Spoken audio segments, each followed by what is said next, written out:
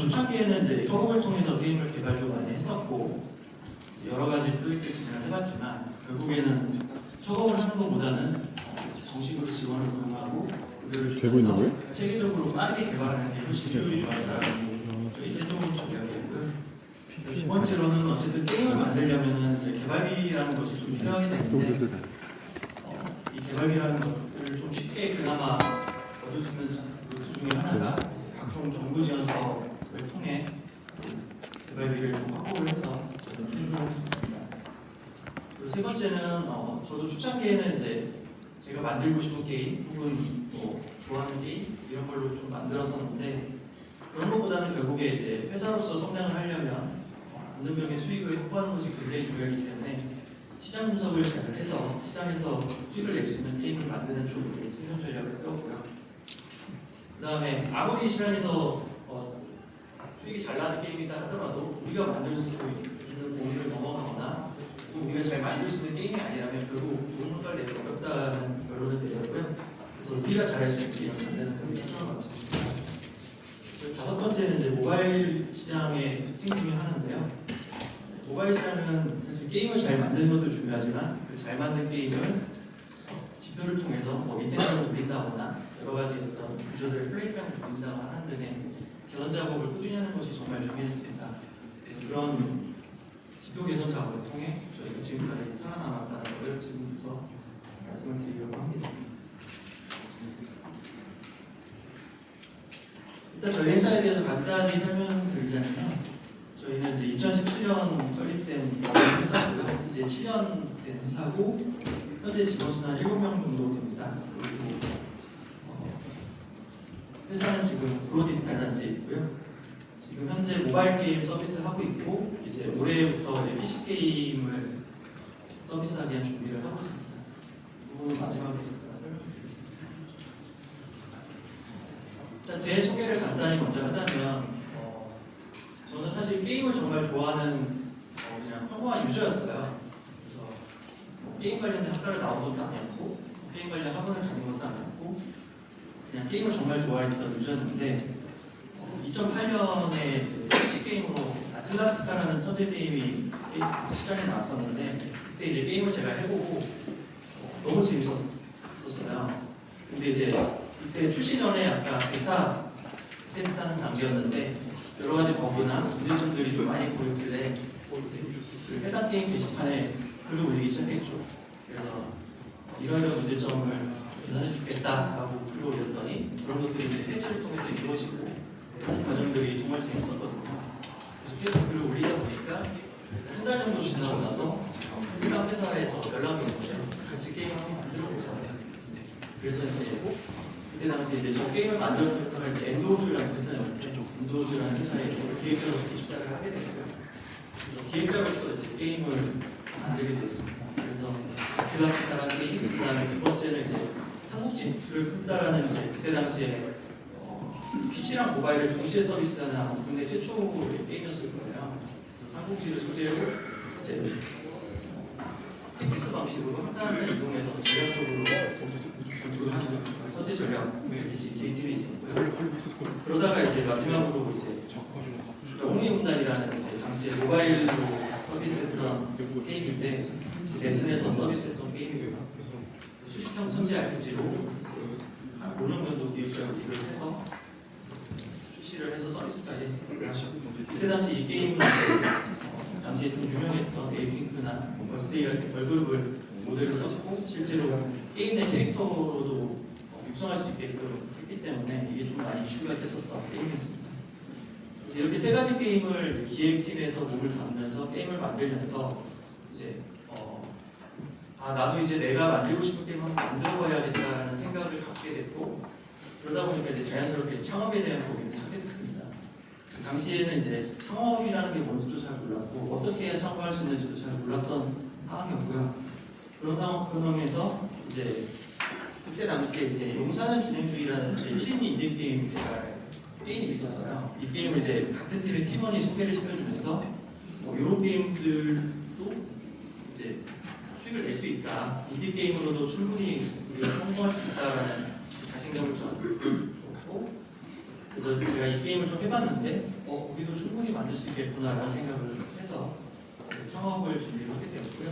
이때 당시 이제 용사는 진행 중이라는 게임을 만드신 분이 지금 버프 스튜디오의 김도영 대표님인데요.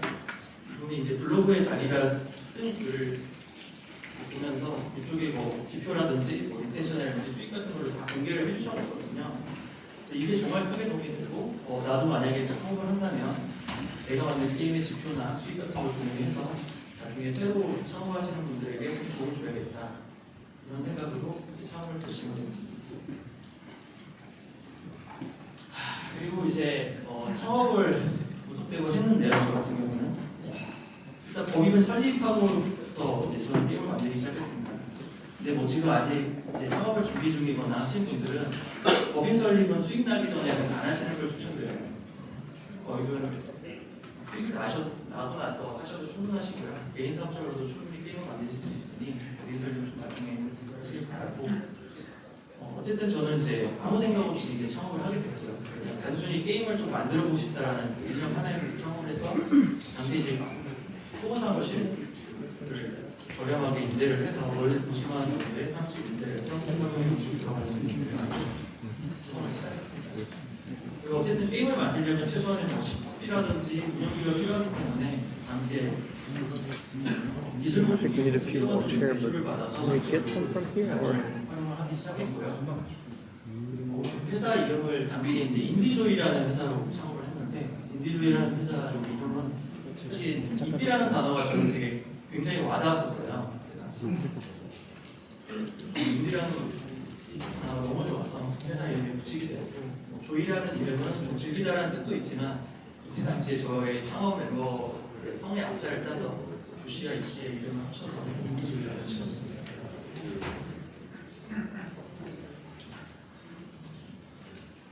그렇게 해서 이제 창업을 하게 되었고 처음에 이제 게임을 뭘 만들까 고민을 하다가 이제 저는 어쨌든 턴제 RPG를 전문적으로 되게 했던 사람인데 사실 턴제 RPG 만들기에는 이론적인 부분이나 자본적인 부분에서 너무 어렵다고 판단을 해서 비교적 빨리 만들 수 있는 퍼즐 게임을 한번 만들어보자 라는 생각에 그때 당시에 이제 2048이라는 장르가 좀 유행을 했기 때문에 2048이라는 소재로 해서 이제 우주 행성을 소재로 뭐 지구, 달, 화성 이런 식으로 계속 발전해 나가는 갤럭시오 2048이라는 게임을 3개월 동안 3명이서 만들어서 출시를 했고요.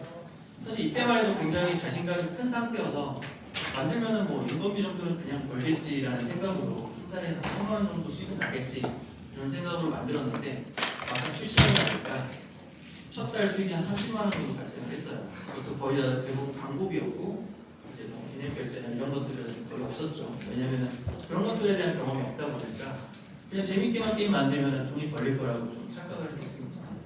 그래서 이때 실패를 했었고 그래서 좀 좌절을 하고 있던 와중에 근데 다행히 이제 이 게임을 보고 어떤 퍼블리셔에서 이 게임 되게 게임성 괜찮은 것 같은데 우리가 한 100만 명 정도는 모아줄 테니까 이거 후속작을 만들어보자 빨리 만들어보자 해갖고 두 번째 게임이 드림 2048 게임을 사실은 시스템은 거의 비슷한데 디자인 바꿔서 좀 더 컨텐츠 추가해서 3개월 만에 빨리 개발해서 2탄을 출시를 했습니다. 근데 이때는 이제 퍼블리셔만 믿고 사실 만들었던 건데 출시하기 일주일 전에 퍼블리셔 쪽에서 약간 표절 이슈가 생기면서 퍼블리셔가 문을 닫는 안 좋은 일이 생겼어요. 그래서 사실 이 게임은 거의 출시하자마자 거의 버려진 게임이 되어버렸죠. 그래서 이렇게 두 개의 게임을 통해서 좀 실패의 경험을 하게 됐고요. 그래서 실패 원인을 좀 분석을 해보니까 저희가 이제 창업할 때 당시에 멤버가 이제 기획자, 프로그래머, 디자이너 이렇게 3명이서 창업을 했는데요. 저희 프로그래머는 사실 저한테 처음에 용사는 진행 중이라는 게임을 추천해줬던 팀원이었는데 이분은 창업을 하기로 저를 꼬셔놓고 정작 본인은 퇴사를 하지 않고 회사에서 투잡을 했었어요. 그러다 보니까 이제 아무래도 이제 피로도가 올라가고 개발 속도가 이제 던져되면서 게임이 좀 잘 안 나오게 됐죠. 그리고 또 하나 이제 디자이너 같은 경우는 이제 친구 있는 인디 디자이너를 영입을 했는데 이때 당시에 저희가 이제 어떤 급여를 주고 개발하는 방식이 아니고 그냥 일반적인 협업 방식으로 수익 시하는 방식으로 이제 시작을 했는데 뭐 성과도 잘 안 나오고 하다 보니까 이제 아무래도 일정 관리라든지 그다음에 뭐 분패나 이런 것들이 좀 겹치면서 제대로 좀 디자인이 안 나오는 그런 결과물이 계속 나오면서 좀 게임을 만드는 거에 대한 좀 어려움이 많이 있었습니다. 그래서 한 1년 정도 같이 하다가 이렇게 해갖고는 도저히 안 되겠다 해가지고 과감하게 이제 청원 멤버들하고는 좀 결별을 하고 이제 남은 자금으로 정식으로 직원을 뽑아서 한번 제대로 게임 만들어보고 안 되면 다시 현업에 복귀해야겠다 이런 생각으로 이제 생존 전략을 갖게 되었고요. 그래서 이제 게임잡에서 직원을 채용을 해서 개발을 하기 시작했어요. 근데 당시 이제 다행히 운 좋게도 이제 2018년 2년차에 지인의 소개로 NC소프트에서 이제 스폰즈라는 IP가 있었는데요.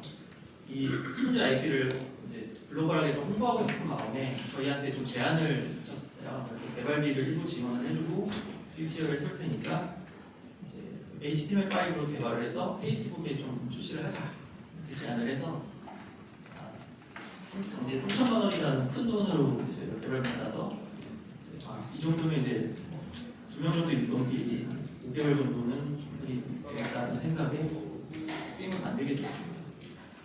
근데 역시나 이 게임도 이제 페이스북에서 출시를 했는데요. 수익을 내지 못했고요. 그리고 이 게임을 지금 보시면 아시겠지만 이제 밑에 부분은 이제 저희가 만들었던 2048 기반으로 만들었고 위에는 이제 음식을 주문하고 이제 하는 타이푼유를 결합해서 만든 퓨전 게임이었어요. 근데 게임 자체가 좀 너무 당시에 좀 어려웠고 방식 자체가 좀 유저들한테 익숙하지 않다 보니까 좋은 성과를 내지 못했습니다.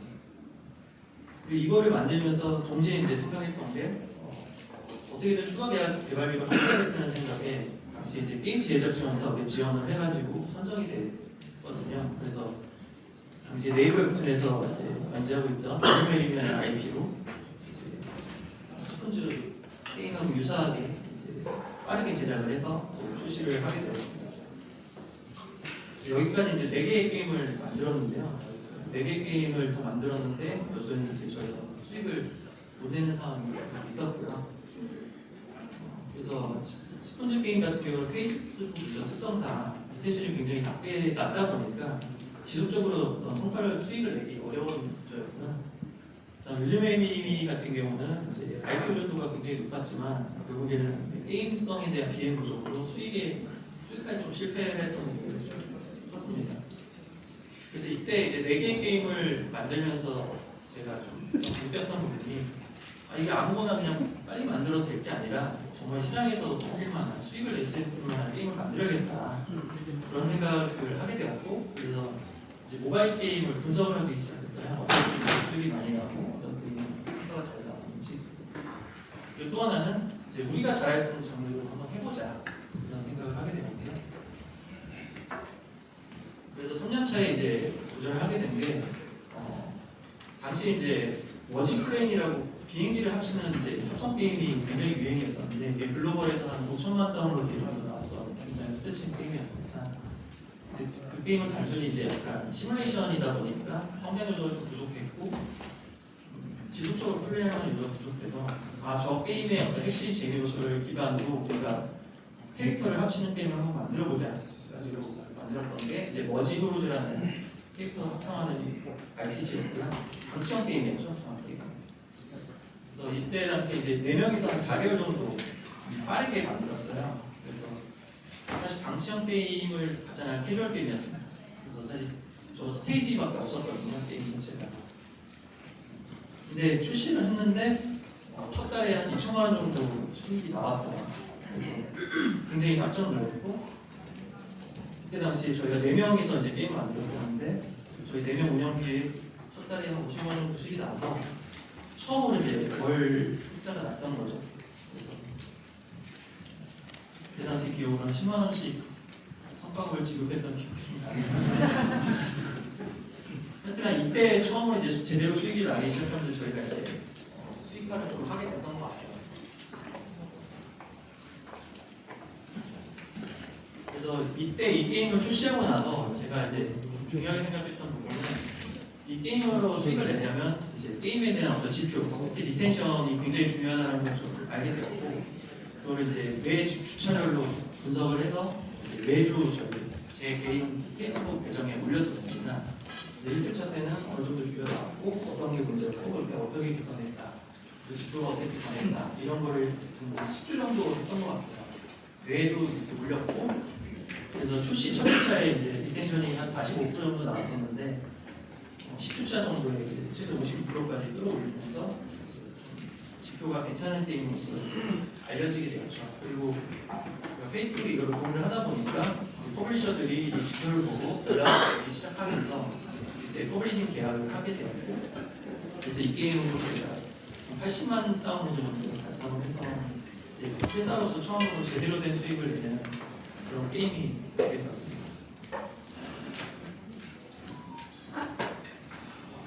그렇게 이제 그 머지 히어로즈가 좀 성과를 내다 보니까 이제 차기작에 대한 고민을 하게 됐는데 그 와중에 이제 저희 디자인 팀장님이 사실 고양이를 굉장히 좋아하는 고양이 집사분이셨어요.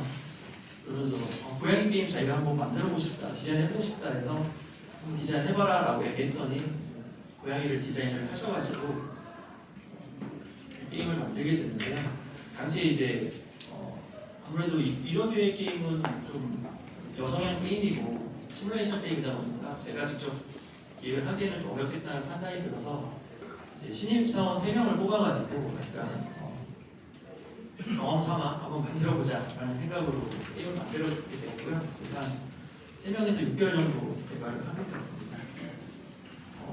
그렇게 해서 출시를 하게 되었는데 생각보다 이 고양이 IP에 대한 파워가 굉장히 컸고요. 출시 3개월 만에 저희가 마케팅 포함해서 자체 서비스를 했는데 한 100만 다운로드를 달성을 하게 됐어요. 그래서 이제 당시에 이제 초기 창업 패키지 지원사업이 선정되면서 개발비도 추가로 확보하게 되었고 신입사원들이 관리 게임치고는 크게 성과를 내면서 좋은 결과를 보게 되었습니다. 그래서 이때 당시에 이제 생존 전략으로는 이제 각종 정부 지원 사업을 최대한 활용해서 회사 운영 자금을 최대한 확보하자, 그리고 개발을 확보하자라는 전략이었고, 당시에 이제 뭐 청년 추가 고용 장려금이나 일자리 안전자금 이런 식의 인건비 지원 사업들이 좀 많이 있었거든요. 그런 것들을 최대한 활용하면서 직원을 채용을 하고 최대한 회사 비용을 줄여가면서 운영을 했습니다. 그리고 또 하나의 생존 전략은 새로운 거를 자꾸 만들려고 하지 말고 우리가 만들었던 그리고 성과를 냈던 머지 시스템을 활용해서 차기작도 계속 개발을 하자 라는 전략을 세웠고, 그래서 4년 차에는 이제 2개의 게임을 추가로 개발을 하게 되는데요. 둘 다 이제 머지를 기반으로 하는, 하나는 디펜스, 둘 다 디펜스 게임이에요. 디펜스 장르로 개발을 하게 되었고, 이때 당시에 이제 기존에 서비스하는 게임들이 있었기 때문에 인원을 추가로 충원해서 당시에 이제 6명이었던 직원을 10명까지 늘리면서 이제 좀 프로젝트를 좀 많이 늘리게 됐어요. 근데 이제 안타깝게도 갑자기 인원을 늘리다 보니까 결국에 이 두 가지 프로젝트는 출시를 하지 못하게 되었고 드랍되게 되었고 알파 버전에서 모두 두 개 다 드랍하게 되었고요. 실패 원인을 좀 분석을 했을 때 당시에는 이제 PD급의 고경력 기획자를 채용을 해서 믿고 프로젝트를 바꿨는데 결국에는 프로젝트 관리에 실패하면서 게임을 출시하지 못하게 되었고요. 또 하나는 이제 인원을 거의 2배 가까이 갑자기 늘리면서 회사가 그런 인원이 늘어나는 거에 대한 체계적인 인력 관리에 대한 체계가 잡혀있지 않는 상태에서 인원을 늘리다 보니까 오히려 6명이 있을 때보다 더 비효율적인 개발 환경이 조성되면서 해외를 하게 되었습니다.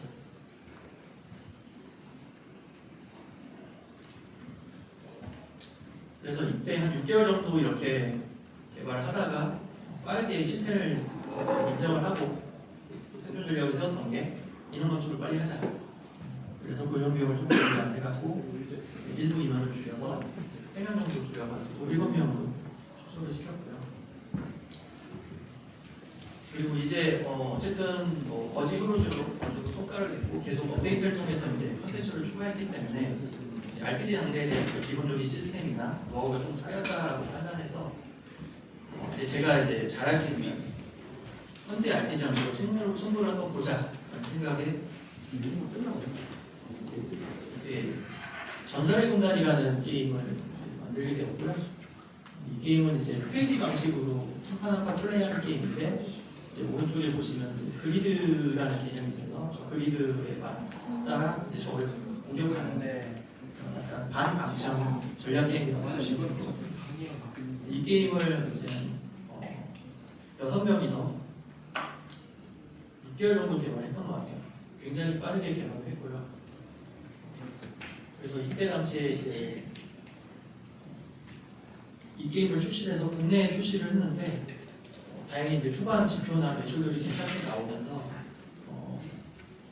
당시 이제 조이시티라는 회사에 퍼블리싱 계약과 지분 투자를 받게 돼서 회사가 좀 크게 성장할 수 있는 기회를 받게 되었습니다. 그래서 어쨌든 RPG로 좋은 성과를 냈기 때문에 이 좋은 성과를 냈고 자금도 좀 확보를 한 상태라서 이걸 어떻게 할까 고민을 하다가 사실 제가 창업 때부터 좀 목표 중에 하나가 이제 제 사무실을 갖는 거였어요. 그래가지고 그 비용을 이제 인원에 투자하지 않고 사무실을 매매하는 데 투자를 해서 지금의 사무실을 얻게 되었고요. 이때 당시에 이제 회사명도 인디조이에서 슈퍼조이로 바꾸게 되었는데 이걸 바꾸게 된 계기가 사실 저는 인디라는 단어를 굉장히 좋아해서 저희는 인디게임 만드는 회사입니다 라고 소개를 하고 다녔는데 그런 얘기를 할 때마다 이제 퍼블리셔들은 여기 아마추어들이 만드는 회사구나 라는 인식을 갖게 되면서 굉장히 부정적인 인식을 갖게 됐어요. 마치 그 게임 개발 경험이 없는 대학생이라든지 취미로 게임 만드는 사람처럼 대하는데 이게 인식을 바꾸기가 너무 어렵겠다라는 좀 판단이 들어서 회사명을 과감하게 좀 바꾸게 되었습니다. 그래서 이때 당시에 이제 사무실을 배입을 해서 안정적으로 개발 환경을 구축을 하고 또 하나는 이제 그 전년도에서 실패했던 이제 체계적인 어떤 개발을 하기 위해서 오른쪽에 보시면 이제 게시판이라는 시스템을 통해서 저희가 만든 그런 결과물이나 기획 내용이나 그런 것들을 다 기록을 남기기 시작을 했습니다. 100%. 그렇게 이제 전설의문단을 서비스하는 와중에 이제 제일 처음에 저희에게 수익을 안겨주었던 머지 히어로즈라는 게임이 이제 퍼블리싱 계약 2년이 종료가 되어서 저희가 이제 게임을 다시 돌려받게 되는 상황이 왔는데요. 이게 퍼블리셔와 좀 분쟁이 생기면서 게임을 돌려받지 못하게 되었습니다. 그래서 이대로 진행하기 너무 아쉬워서 저희가 머지 히어로즈를 좀 리뉴얼해서 4명 이상 3개월 정도 리뉴얼해서 용사단 큐브라는 이름으로 좀 이름을 바꿔서 다시 재출시를 하게 되었어요. 근데 이때는 이제 어쨌든 RPG를 만드는 노하우나 게임 지표 분석, 그 다음에 게임 비행을 게임 수익을 내는 방법들에 대한 노하우가 어느 정도 쌓였기 때문에 출시를 하고 나서 이제 10만 다운로드 정도 달성을 했고요. 10억 정도의 매출을 달성을 했어요. 사실 크게 기대하지 않았던 프로젝트였는데 생각보다 좋은 성과를 내서 굉장히 자신감을 차 있었고 이제 우리 뭔가 잘 되는구나 이런 생각에 이 다음 프로젝트로 좀 승부를 보자. 투자도 받았고 성과도 나고 있으니 좀 크게 한번 게임을 만들어 보자 라는 생각에 이제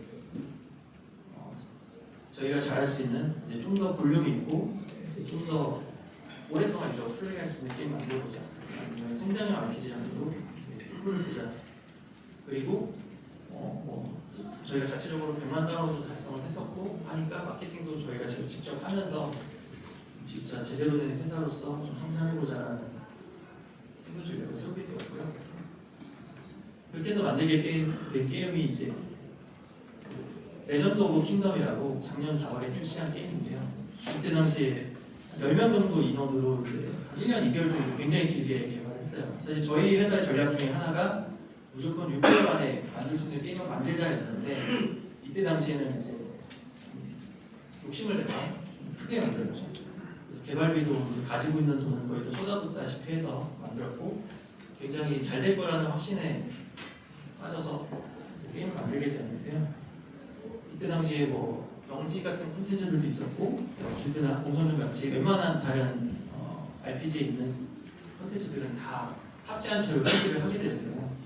게임은 굉장히 볼륨이 컸었는데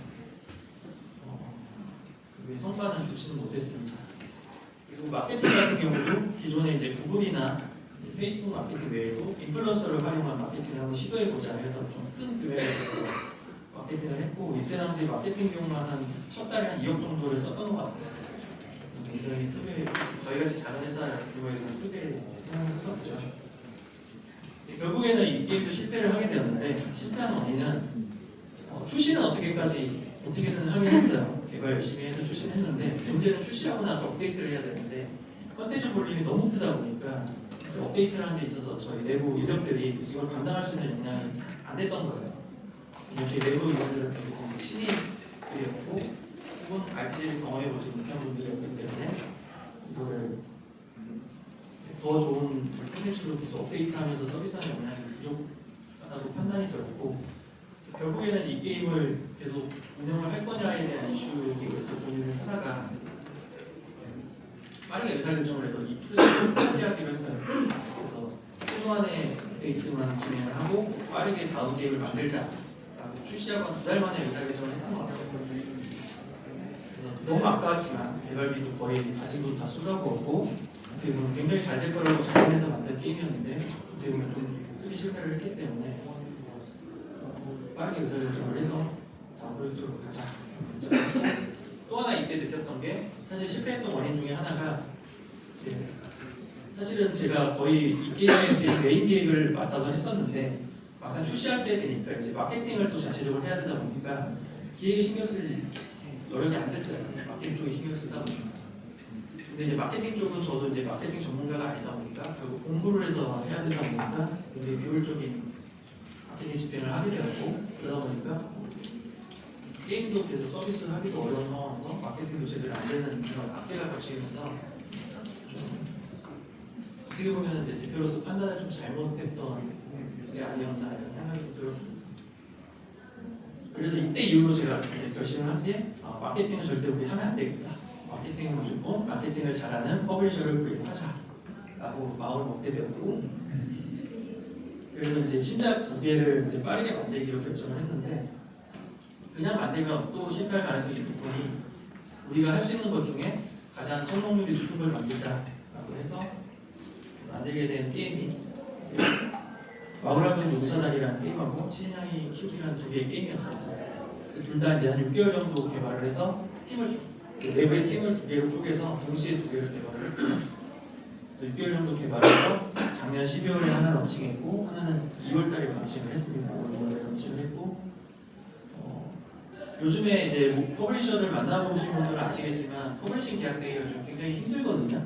계약되기 힘든 이유 중에 하나가 요즘에는 게임만 보고 계약을 잘 안 해요. 게임만 보고 계약을 하지 않고 결국에 리텐션이나 로아스나 이런 지표들 정확히 얘기하면 돈이 되는 게임이냐 돈을 벌 수 있는 게임이냐를 숫자로 확인한 다음에 계약을 하거든요. 그래서 작년부터 계속 퍼블리싱 계약을 하려고 제가 백방으로 뛰어다녔는데 게임에 대한 관심은 있는데 정작 계약서에 도장까지는 안 가더라고요.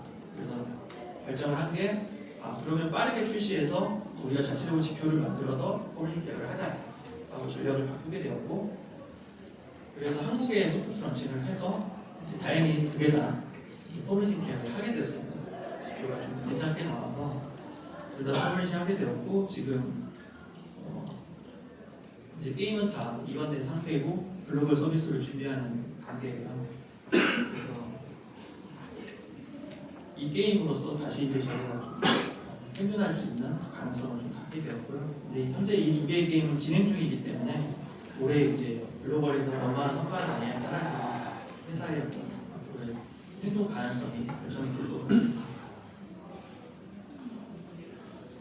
이렇게 이제 제가 창업 7년까지의 이야기들을 좀 말씀드렸는데 7년 동안 이제 제가 여러 가지 경험을 하면서 좋았던 경험도 있었고 안 좋았던 경험도 있었는데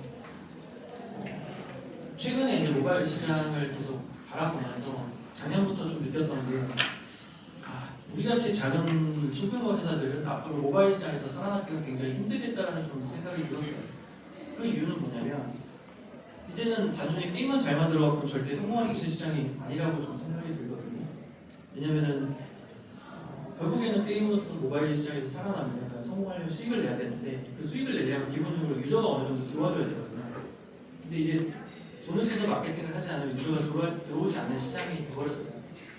저희 한 3년 전만 해도 뭐 마케팅을 크게 하지 않아도 10만 명 정도는 쉽게 모을 수 있었거든요. 국내 기준으로. 근데 지금은 돈을 써도 만명 모으기 힘듭니다. 최근에 출시해보신 분들은 다 아실 거예요.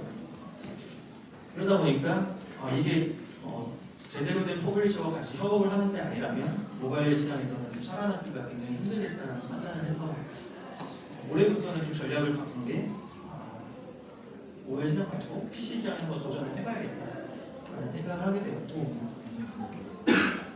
그리고 다행히 이제 PC 시장이 작년부터 조금 좋은 성과를 내는 게임들이 나오기 시작하면서 국내에서도 퍼블리셔들도 좀 많은 관심을 갖게 되고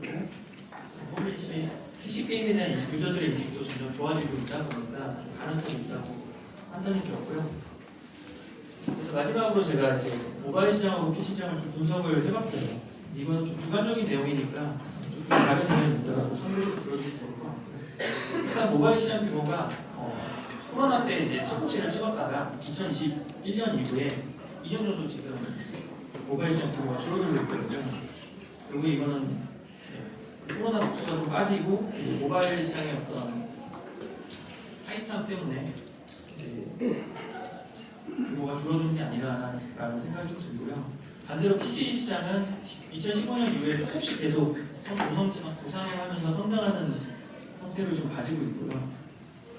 그래서 앞으로 PC 시장이 모바일 시장보다는 저희 같은 작은 업체에는 조금 더 유리한 시장이 되지 않을까 판단을 했고요. 두 번째로 이제 앞서서 말씀드렸지만 마케팅적인 측면에서 모바일 게임은 매출이 아무리 잘 나와도 매출의 거의 50% 가까이는 마케팅 비용으로 다 대부분 쏟아붓기 때문에 실제로 개발사가 수익을 가져가기 힘듭니다. 그래서 매출이 잘 나오는 게임들은 수익이 그렇게 높지 않은 상태고요. 반대로 이제 PC 게임을 좀 분석을 해보니까 PC 게임은 인디 게임으로도 수익이 잘 나오는 게임들은 굉장히 큰 수익을 받을 수도 있고, 반대로 이제 마케팅이 어떤 돈을 써서 하는 마케팅이 아닌 인플루언서나 아니면 커뮤니티를 통해서 바이럴 마케팅 위주로 진행되기 때문에 결국 게임을 재미있게 잘 만들면 크게 성공할 수 있는 가능성이 있는 시장이라고 보게 되었고요. 그 다음에 세 번째로 이제 경쟁성 부분인데, 모바일 게임은 예를 들어서 방치형 게임이 하나 딱 출시하게 되면 기존에 출시됐던 방치형 게임들이 거의 다 죽습니다. 대작 게임 하나 딱 출시하면 다 죽어요.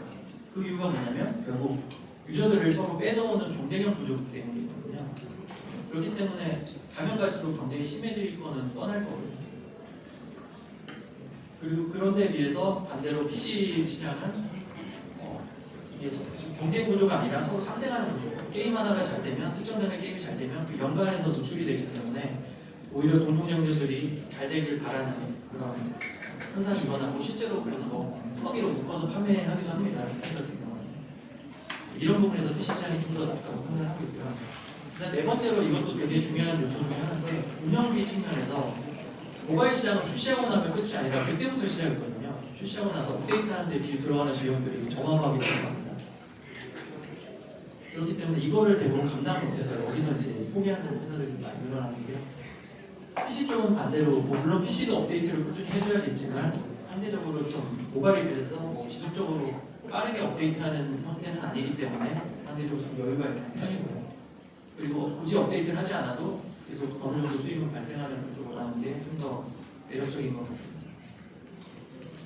그리고 개발 난이도 측면에서도 모바일 쪽은 계속 SDK 연동하고 운영툴 붙이고 플랫폼별 SDK 연동하는 이런 연동들이 굉장히 많은데, 제가 알기로 PC 쪽은 이제 스팀 같은 경우 스팀 연동 작업 외에는 추가로 작업할 게 없기 때문에 개발 난이도가 상대적으로 낮은 걸로 알고 있고요.